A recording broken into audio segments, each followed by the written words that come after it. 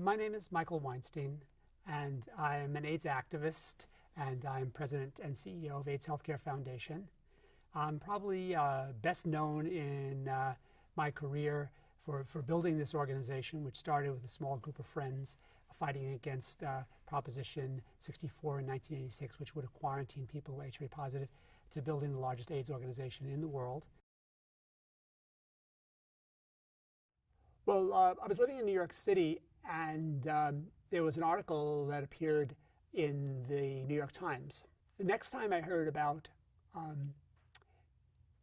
HIV was I was online at St. Mark's Baths, and there was somebody there from Gay Men's Health Crisis giving out flyers warning people about it.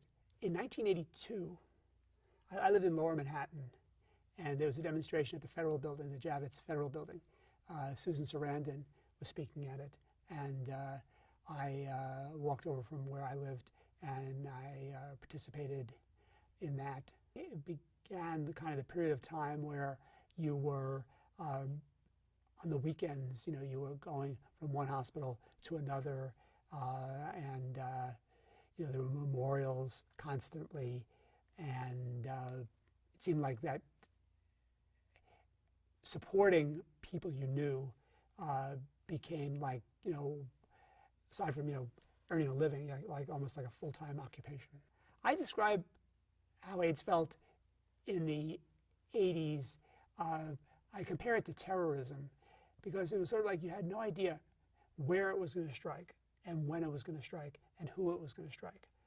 And, there was no way of putting a rational bracket around it. There was no way of explaining it such that it wasn't, incredibly scary and very sad. So I think the panic, the grief was mixed with so much anger. I mean, it was so crystal clear that if the primary people getting this disease were not gay men, that there would have been a completely different response.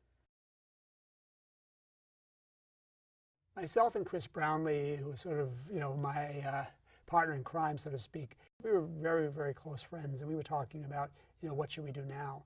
And we really were focused on, how terrible the circumstances were for people living with AIDS, and that, the least we could do was give them a dignified death. And so in San Francisco, there was a place called the Coming Home Hospice. It seemed like a wonderful thing. And most hospice delivered in the United States was done at home, but it was based on there being a caregiver in the home who would assist. And so many of the young men that we were dealing with did not have a caregiver. Either they were single, or they were living away from their families, or they were rejected by their families. So he said, we have to create a residence, a place where they can go and get the care that they need and have this dignified death. And that seemed like such a simple, clear-cut idea, but it wasn't. So the day after Christmas, we finally opened in 1988. And you saw incredible expressions of love from people's birth families, from their friends, and then you saw horrible things like people wanting to be gowned and gloved, and families showing up like a few days before the person died just to make sure that they were remembered in the person's will. We wound up opening 2 more of these 25-bed facility. There are more than 4,000 people who died in those places. By 1990-91,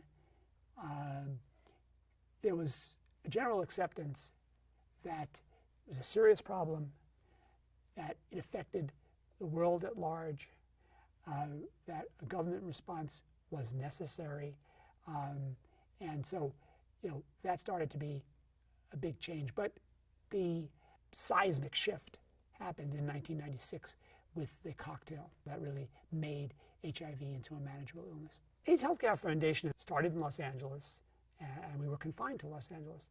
But as these new treatments came available, we really felt like, we had a responsibility to bring as many people into the lifeboat of care as we possibly could. The first thing we had to do if we were going to expand treatment was to bring the price down.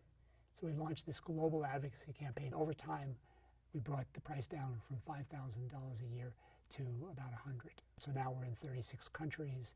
You know, we really began to envision over the last 6 or 7 years global control of AIDS. We have the tools now to do that. I think we need to remember that there still is a lot of work to do. But I also think we ought to take an enormous amount of pride in what we've given to the world when it comes to the battle against HIV.